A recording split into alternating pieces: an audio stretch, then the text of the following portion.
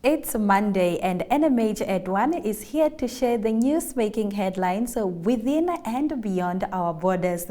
Economic news, local stories, international headlines and sports updates are all part of today's broadcast, proudly brought to you by myself, Aina Raiza Kweyom.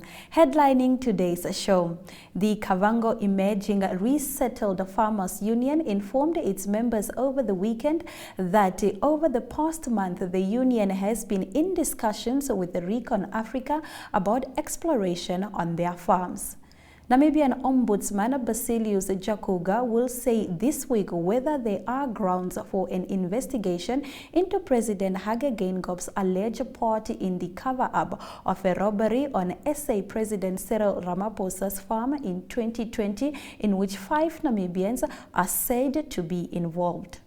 SWAPO Party Vice President Netumbo Nandi-Ndaitwah was seen by many as a potential heir to SWAPO's political throne on Saturday blocked talks related to the amendment of the party constitution at the Central Committee meeting that took place over the weekend. Stick around for these stories and more.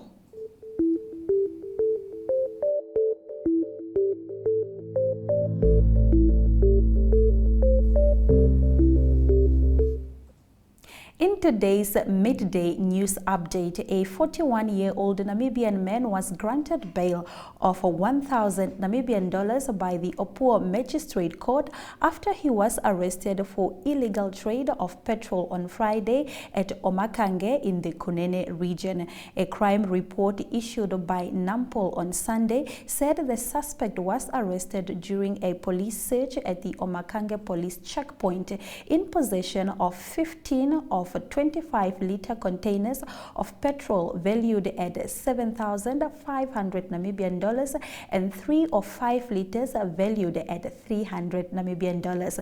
We'll be right back after the break. Your kiss is soft as a summer breeze, and you lift me up when you smile at me. When I'm with you, boy, I feel so fine. You make it summertime.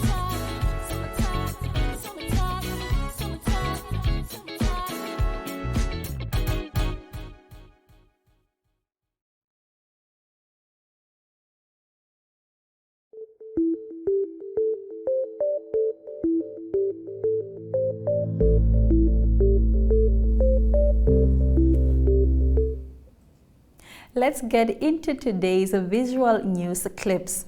The Turkish embassy in Namibia hosted a 5-day training event that aims to boost tourism in the country. Yolanda Nell has more.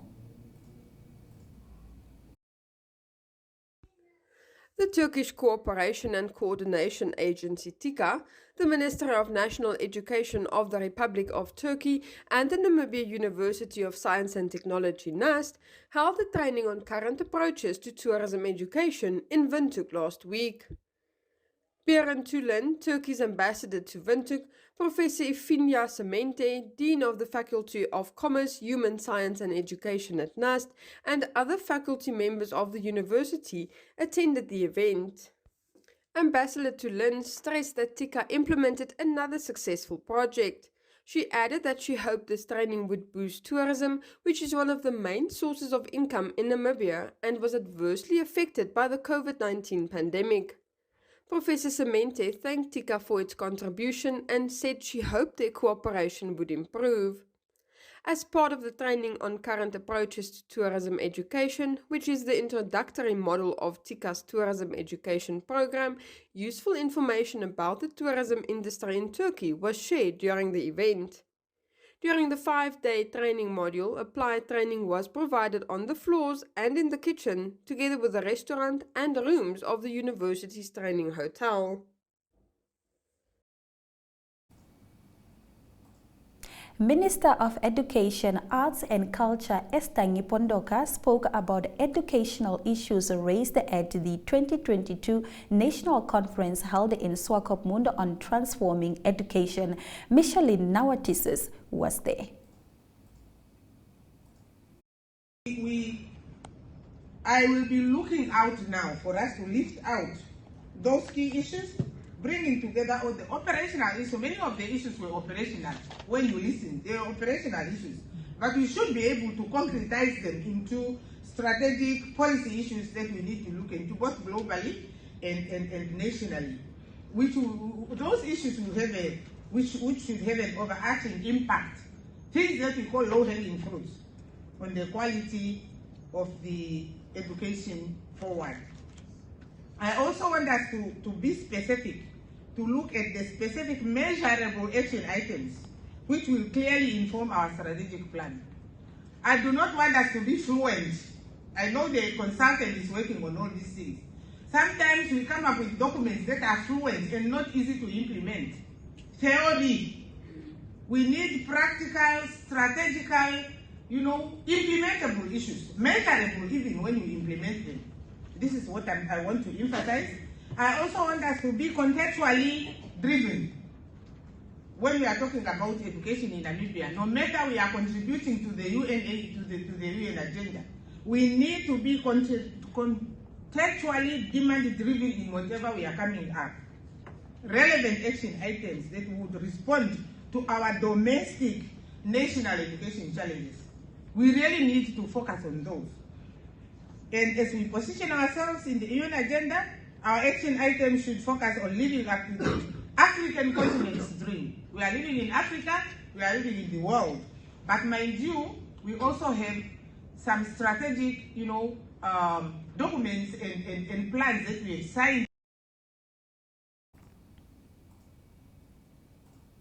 All People's Party Secretary General Vincent Kanyetu shares his sentiments on the state of which the region addresses, which were delivered by the two respective Kavango East and Kavango West regional governors last week. He spoke to Kenya Kambowe. Thank you very much. To start with, we are very much disappointed. We are very, very much disappointed in the sense that when you look at the addresses itself, let's start with Kavango East, for example. Kavango East governor's statement reported on a number of things that he said that was done within the constituency to bring about development. But it's disappointing to say that, truly, to build 5 toilets in a constituency that is more than 10,000 inhabitants. What difference does it make to build 5 toilets, for example? Very little was said about what is the way going forward on how to create about employment, for example, women empowerment, reduce crime and corruption within the Kavango East region. Nothing little. Meaning that our regional government, the regional leadership, we are hopeless to say. We are hopeless because all the councillors, including the governors themselves, doesn't have a clear direction as to where exactly do they want to take the people. They are just like cry babies, for example. Cry babies to say, no, we are calling upon government to do this, we are calling upon government to do this, instead of them coming out and tell the public that, okay, with these challenges, for example, with the birth certificate and national document, what is it that the region has done together with the Home Affairs Ministry? They have the power. They have the power to speak to the line ministries and say, okay, our people are facing challenges, more particularly in Rundu, for example. Rundu is a heavily populated town in Namibia, but majority of the people are suffering because they don't have national documents. They don't have any documents at their disposal, while government has programmed to provide social grants and the old age pension. There's Moving on to current affairs, we will be looking at some of the stories hitting the headlines in our local dailies after the break.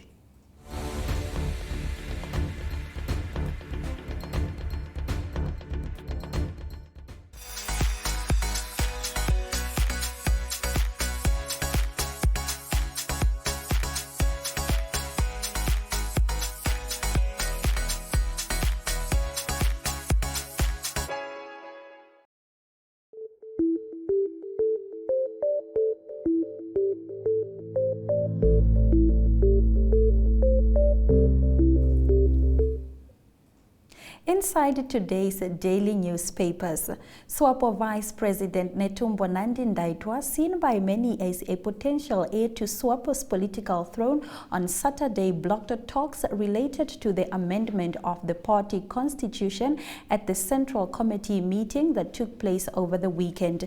Namibian Sun understand SWAPO's top leadership has been asked to consider abolishing the provision which stipulates that those who wish to run for the party's presidency must have served for 10 years persistently and consistently in the Central Committee, as well as have been a member of the party for a minimum of 20 years uninterrupted.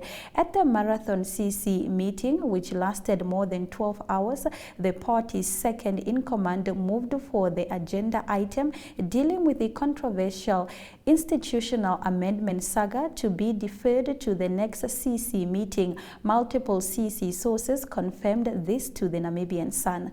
Moving on, conservancies that misuse or mismanage funding face being deregistered or having their financial support withdrawn. Environment Minister Pohamba Shifeta has warned.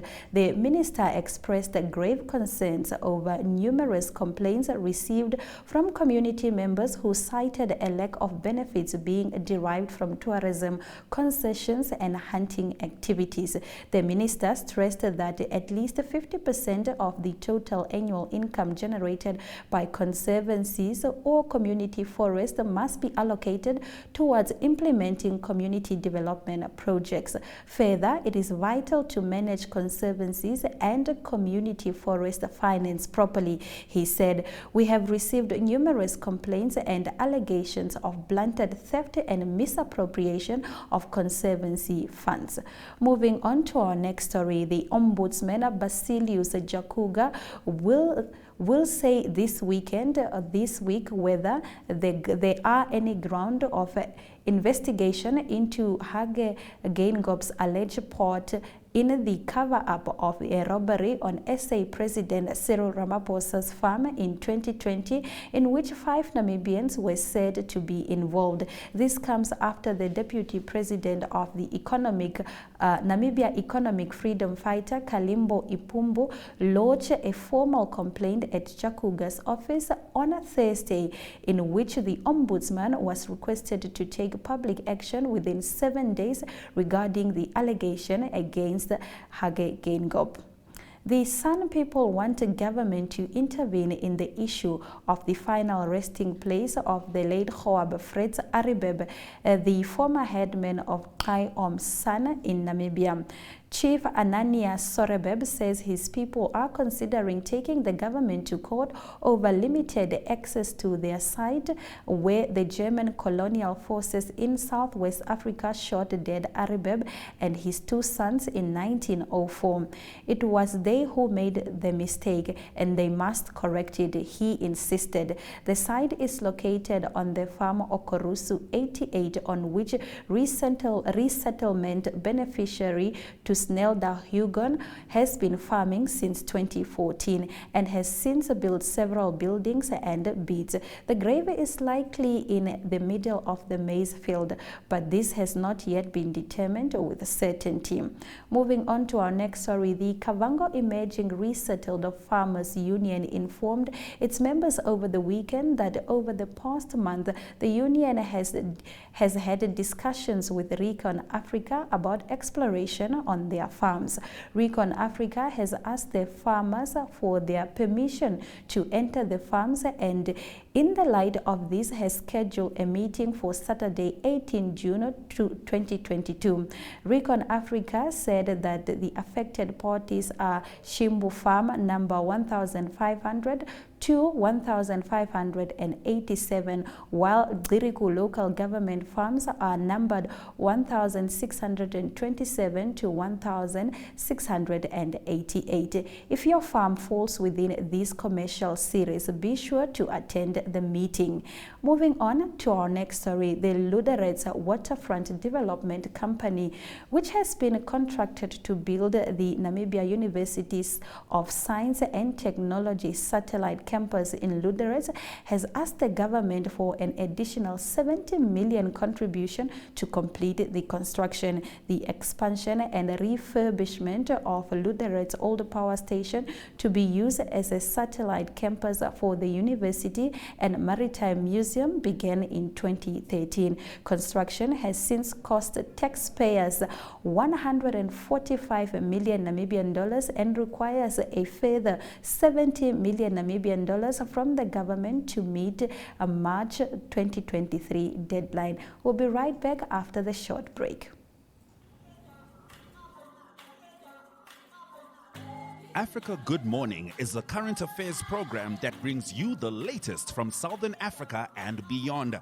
News, economics, sport, weather, interviews, and so much more. For any advertising or news-related queries, contact agm at synergy.com.na. Africa Good Morning, bringing Africa to you.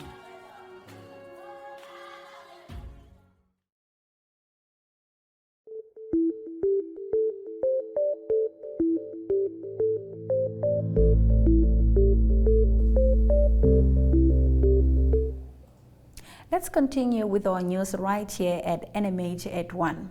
Taking a lead in the new era today, MTC has pleaded with the government to lift a moratorium on the use of 5G technology, emphasizing that 5G is a prerequisite for the fourth industrial revolution. Government placed a moratorium on this technology and in 2020 embarked on the development of a national strategy for the technology that combines faster data transfer speed and heightened processing power to enable the Internet of Things connectivity on the massive scale. Moving on, the body of a woman that was found near Ventughosiana's parish on Thursday has been identified as that of Charmaine Saron, a political activist and a mother of 4 from Rehoboth. The police said the post-mortem indicates the victim was stabbed 24 times. No arrests have been made yet. A plan by SWAPO politicians to discuss amendments to the ruling party's constitution failed over the weekend, a move that favors the presidential ambitions of Deputy Prime Minister Netumbo Nandi Ndaitwah and Prime Minister Sarah Kugongerwa Amadira. The two are considered hot favorites to challenge the SWAPO vice president position, which guarantees one of them the opportunity to compete for the presidential elections in 2024. Moving on, the Supreme Court is due to decide if a game dealer was defamed by a newspaper article about the condition in which elephants were kept at the farm in a Mariental area about 5 years ago. This was after the court on Friday had oral arguments on an appeal against a High Court judgment in which game dealer Johanna Lombard and his CC Golden Game won a defamation case against the Namibia Media Holdings daily Namibian Sun. Leading the market watch, the cost of borrowing money in Namibia is expected to increase. All three analysts contacted by Market Watch expect a 50 basis point increase in the repo rate ahead of the monetary policy announcement by the central bank on Wednesday.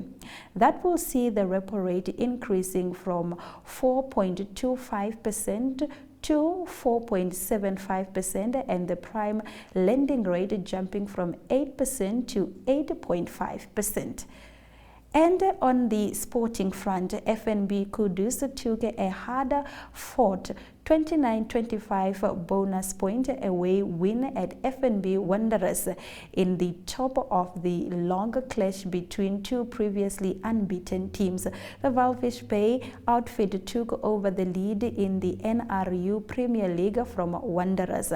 After 5 matches each, Kudus are now on 24 points ahead of Wanderers 23, Unam 19, Western Suburbs 15, Grootfontein 12, Rehoboth 11, United 1 and Riho Falcon 0. We'll be right back after the break with economic news.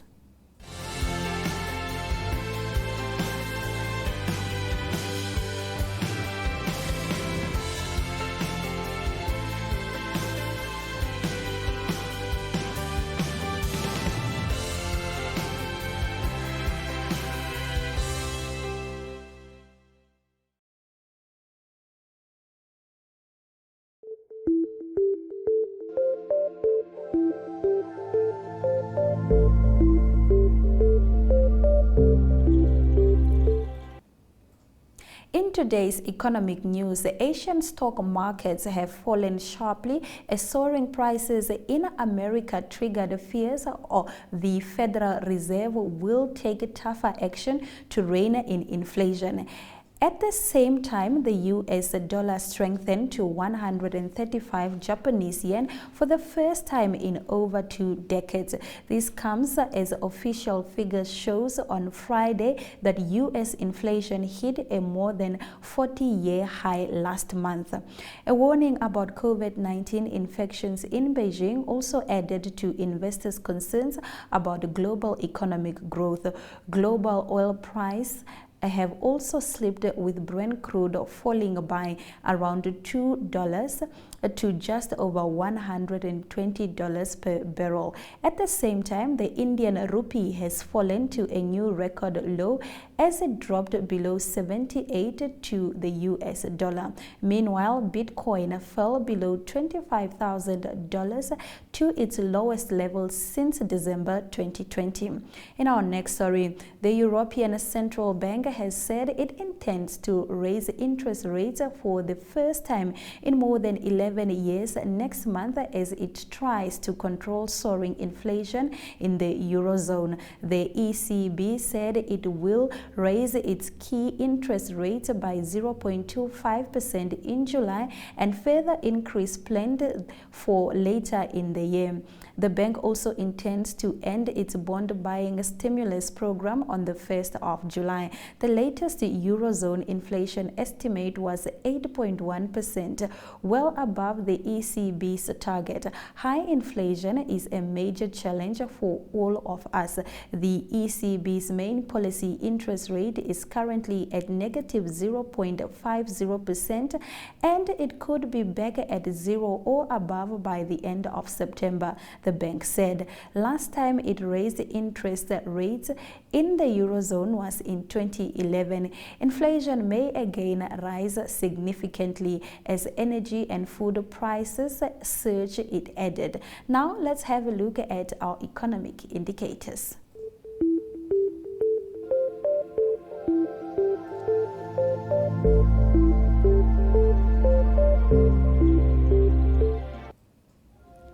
The Namibian dollar is down against most major currencies, while up next to the Chinese yuan. MTC, Capricorn, Letshego Holdings and Namibian Brewery stocks are all down. Both local and overall indexes closed down by 1.87% and 3.34% respectively. All commodities are down, with gold dipping by 0.82%. A Zimbabwean opposition party says the remains of a missing supporter have been found in a well, adding a widely publicized search. Stick around for the full story after the break.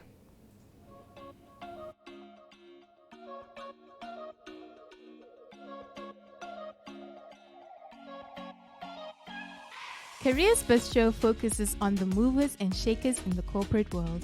It takes the content of the Careers Hub that is inserted every Friday in the 3 NMH dailies, Republikane, Namibian Sun, and Algemeine Zeitung, to viewers on social media. This show is broadcasted on NTV, oneup2.com, and cross-shared on the following Facebook platforms: Careers Hub, the Republikane, Algemeine Zeitung, Namibian Sun, and Namibia Media Holdings. Careers Bistro focuses on car interviews, career motivational videos, the ups and downs of different careers, keeping in touch with business and more. For career-related content or advertising queries, please contact zone@synergy.com.na.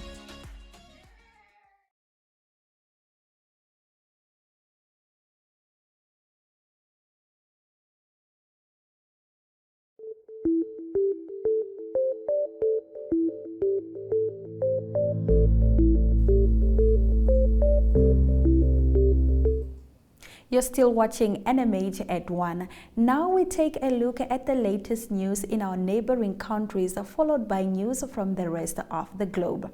A Zimbabwean opposition party says the remains of a missing supporter have been found in a well, adding a widely publicized search.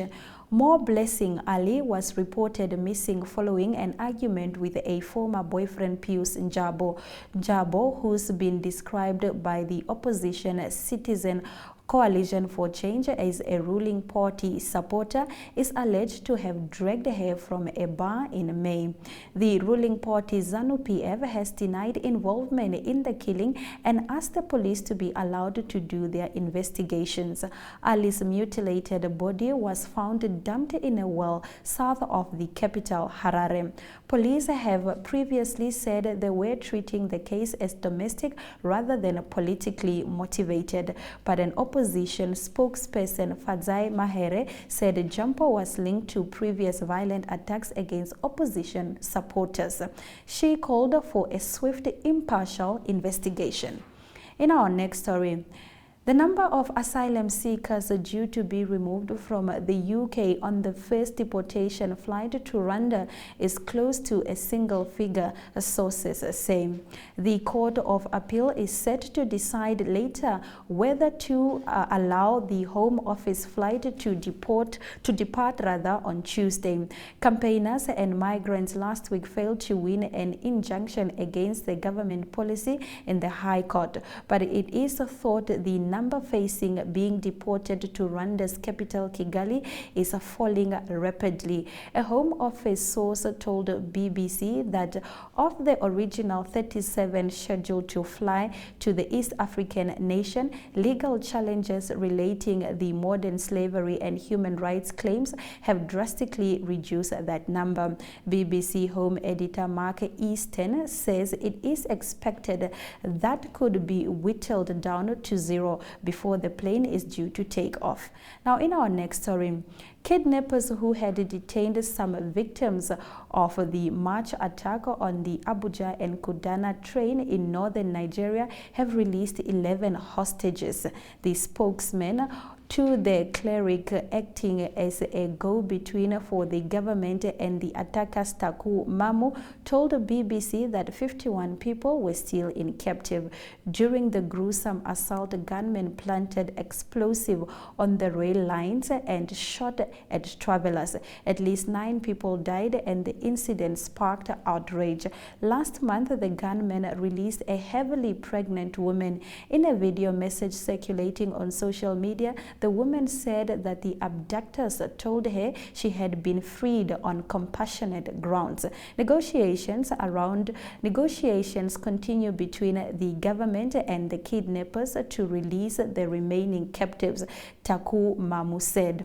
Now, according to a new research by Amnesty International, Russia has killed hundreds of civilians. More on that story after the break.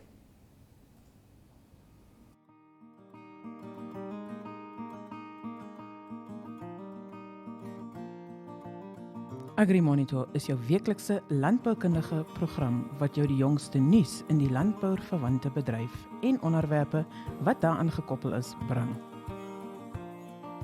Vir enige advertensie of nuusverwante navrae, kontak agrimonitor@synergy.com.na.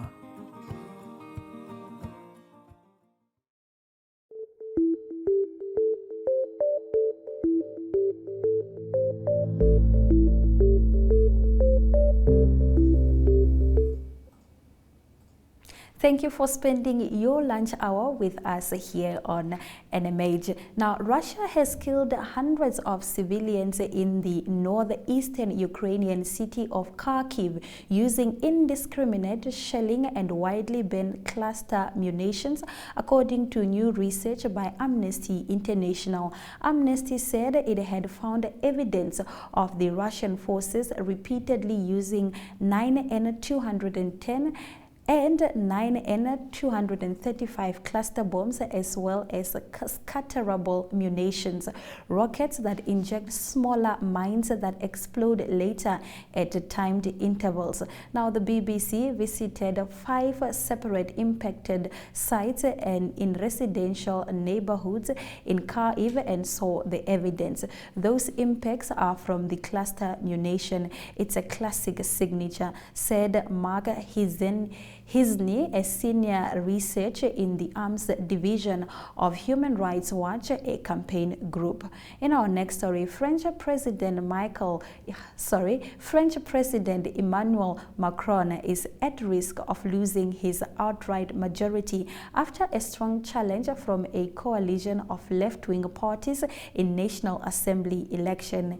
Jean-Luc Mélenchon's Left Green Alliance finished neck-to-neck with Macron's ensemble in terms of votes cast in Sunday's first round. The president faces a battle in next week's second round to win 289 seats and keep his majority. Centric Macron won a second term in April, but without majority in the assembly, he will struggle to push through reform. He intends to rise gradually the retirement age from 62 to 65, while Mélenchon vows to lower it to 60. We'll be right back with local sports after the break.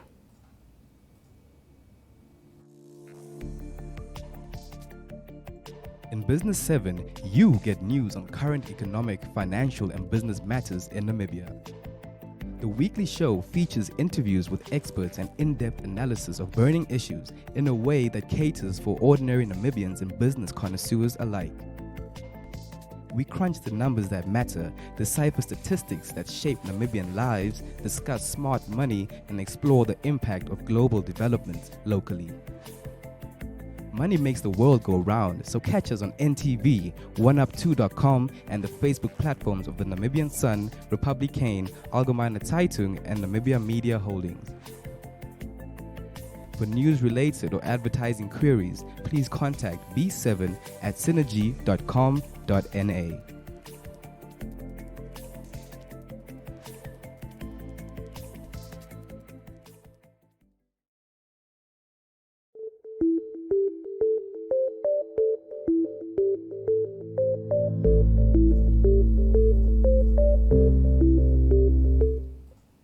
Let's get into our local sports news story. Coach Henk Botha, one of Team Namibia's coaches, has praised all the Namibian athletes who competed at the African Championship in Mauritius. Namibia only secured 1 bronze medal at the event, which saw some of Africa's finest athletes battling for the top place. Ryan Williams, whose 22 best effort of 54.0 meters landed him his first continental bronze medal behind South Africa's duo, the Werner Visser and Victor Hogan. I always spoke highly of the incredible talent of Williams, and he once again proved me right by getting a big continental medal, Botha said. In our next story, Namibia's national netball team, the Desert Jewels, lost their first match of the Tri-Nations in Malawi yesterday morning, losing 48-36 against Zimbabwe. The winning team took a 14-9 lead in the first quarter and went on to lead by 24-16 at the end of the second quarter. The third quarter saw Zimbabwe in a commanding position with a 37-24 lead. During the fourth quarter, the Zimbabweans finished off the game with a solid victory. Namibia also played Malawi late last night. Sanlam distributed 450 professional soccer balls totaling 150,000 Namibian dollars to teams across Namibia who do not have access to funding or professional sports equipment this year. One of the beneficiaries of the initiative is the Oshungu annual tournament, represented by Petrus Hamukwaya, who expressed his appreciation towards Sanlam, underscoring the value tournaments such as these bring to rural communities. After the break, we return with international sports. Choose your flex package with Paratus today. Sign up for ultra-fast fiber with the convenience of mobile LTE.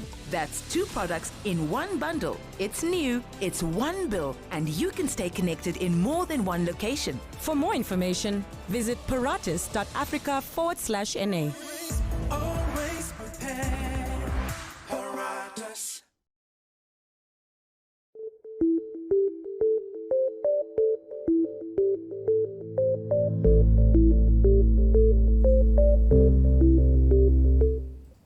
Just like we promised, here are the international sports stories. Andy Murray says he does not know the extent of his abdominal injuries, but hopes the setback does not derail his grass court season. The British former world #1 struggled with the problem in the third set of his defeat by Matteo Berrettini in Saturday's Stuttgart Open final.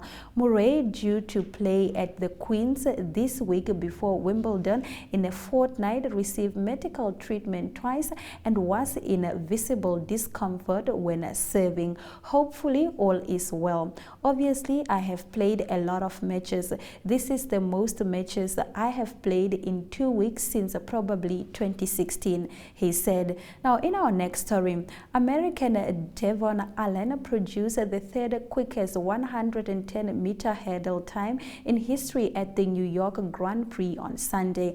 Allen won 12.84 seconds, a time bettered by only Aris Merritt 12.80 seconds and world champion Grant Holloway 12.81 seconds, who took second place. Allen, who's 27, is to pursue an NFL career after earning a contract with the Philadelphia Eagles in April. He caught the NFL team's attention earlier this year at the Pro Day at the University of Oregon, for whom he played at wide receiver. In our next story, a former elite acrobatic gymnast has become the first to win a civil case against British gymnastics for the abuse she experienced in the sport. Eloise Jotowski says Andrew Gretiff subjected her to inappropriate weight management techniques and verbal harassment when he was her coach at the Heathrow Gymnastic Club. British Gymnastics has admitted full liability. It has reached a settlement, and Jotowski has received a full apology from the governing body's chief executive. After the break, we come back with highlights.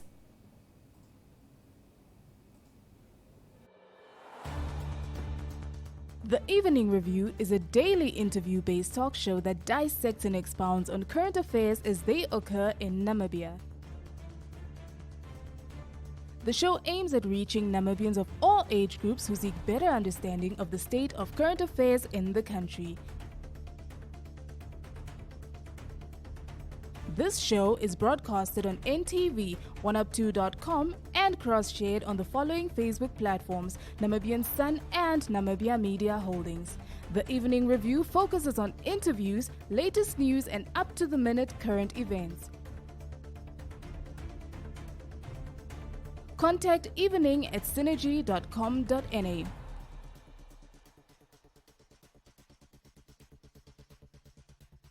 Evening Review, unpacking today's pertinent issues.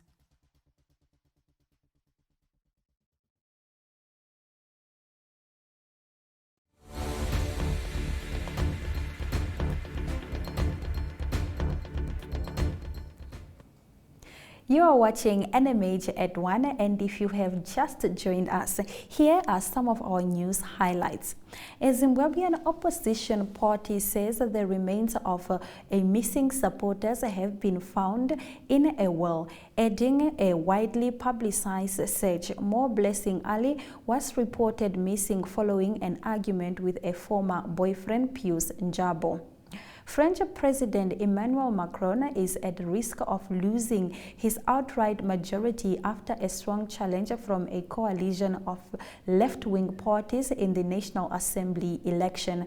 Now, Jean-Luc Mélenchon's left-green alliance finished neck and neck with Macron's ensemble in terms of votes cast in Sunday's first round. Coach Henk Botter, one of Team Namibia's coaches, has praised all Namibian athletes who competed at the African Championships in Mauritius. Namibia only secured one bronze medal at the event, which saw some of Africa's finest athletes battling for the top place. The European Central Bank has said it intends to raise interest rates for the first time in more than 11 years next month as it tries to control soaring inflation in the Eurozone. The ECB said it would raise its key interest rate by 0.25% in July, with further increases planned for later in the year. The bank also intends to end its bond buying stimulus program on the 1st of July. Those have been our highlights. Thank you very much for watching NMH at 1 and for spending your lunch hour with me, Aina Raiza Koyo. Remember to tune in every weekday at 1 o'clock sharp in the afternoon as we take you through the latest happenings in Namibia and beyond. Stay with us for a compilation of news from across Namibia and beyond in our regional review segment.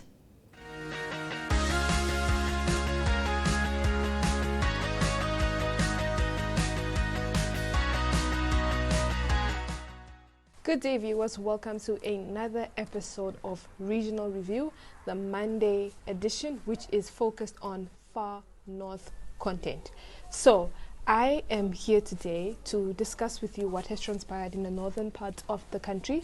It is a cold winter morning. That is why I am fully dressed in my zone gear. So before we get into our news segment, we are going to take a short commercial break, then we jump into the promo calendar of today.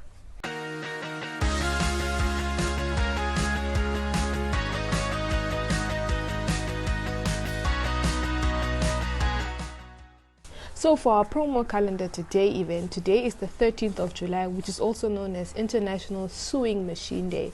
On this day, we are going to celebrate one of the greatest inventions, which is the sewing machine. The sewing machine has been around for so many years and has helped so many people put food on their table for their family, and it has also allowed people to express their creativity when it comes to tailoring and being a seamstress and putting pieces and items together.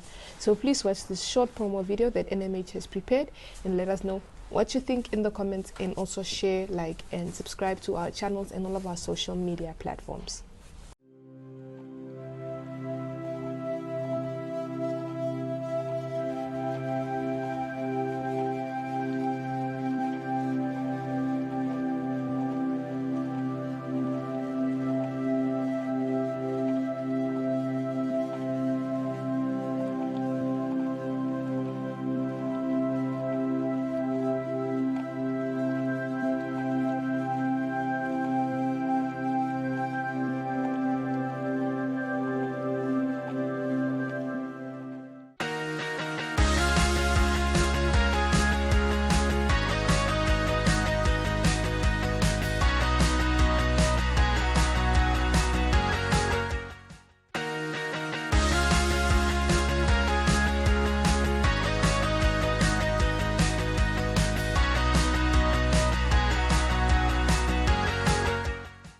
For our first story, James Yurikuya, the governor of the Otsonjujupa region, is giving his welcoming remarks at the official opening of the meeting of Conservancies and Community Forest Chairpersons Forum last week in the north for the Northwest and Central regions.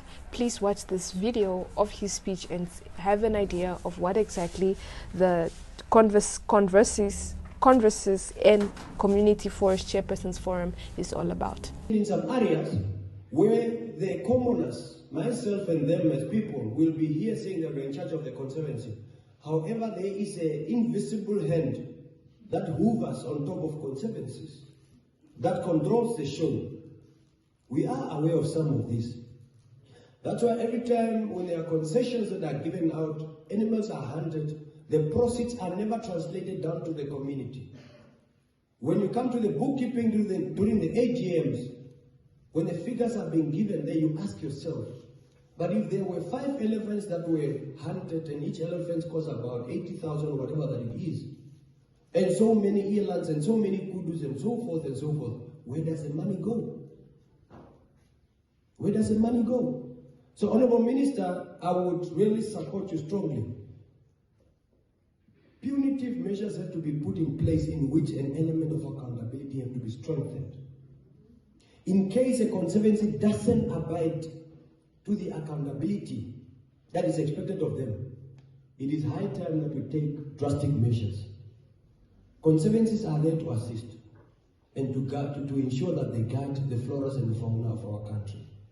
We want to thank you as conservancies. Some conservancies are in difficult positions. They are trying their level best, but the power and the support and the resources are limited. I know very well, Minister, one of the things is charcoal production. My conservancies and the others have been making efforts through the Directorate of Forestry to lift the moratorium on charcoal. We have a moratorium on charcoal here in our region that have been there, and this moratorium, it is a moratorium that was founded on the basis of saying the harvesting of charcoal is not being done in accordance with the expected standard. And as a result, we need to stop harvesting.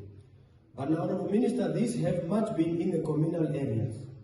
Record has it, in 2020, out of the 25 failed fires that we have received, 22 of them were started from charcoal producers. And these charcoal producers are in the commercial areas, all of them. In 2021, out of the 32 failed fires that we have received, 27 of them came from charcoal producers, of which 21 of them came from commercial farms.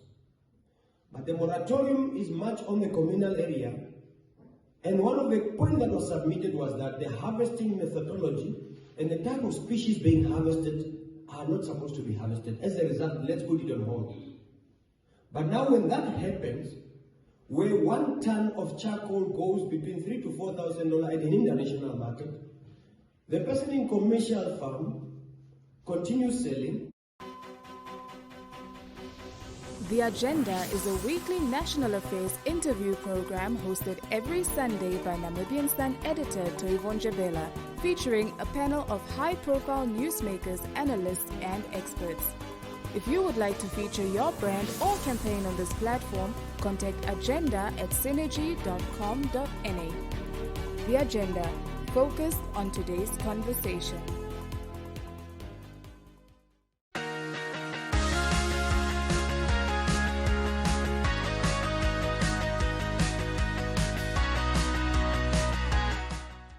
For our second story, 12-year-old demolisher proved that he is worth his name by defeating his opponent Megameno on 3 points to 0.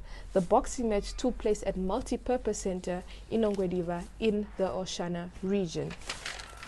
The 12-year-old is signed under the Tunameno Boxing Bonanza of Mvula, and it was held under the theme of Stop Gender-Based Violence. Please watch this very, very intensifying match.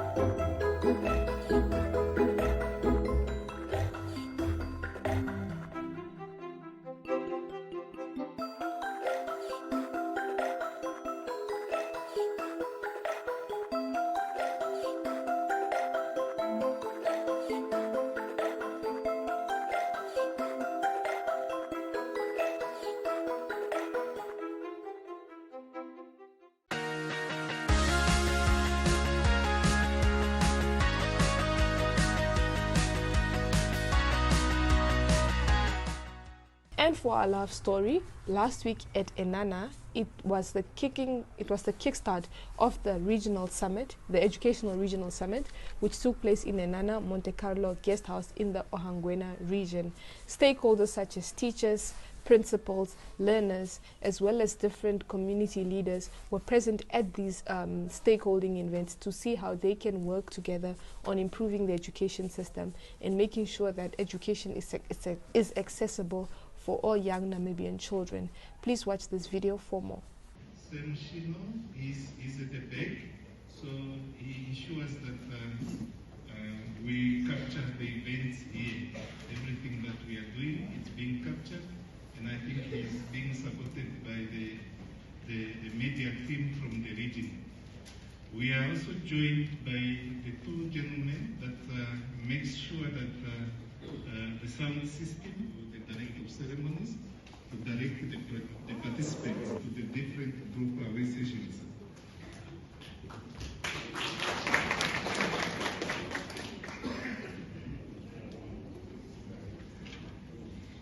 Thank you very much, Mr. Mshira. We, having heard and listened to the groups that has been formed, and asking Shipa to come to the podium and give us some announcement. But before you come, Shipa, I just want to indicate that as we indicated, we have regional councillors present. For Ohangwena, we have 12 members, 12 councillors. And I am happy to announce those that are present here. Honorable members, just give me a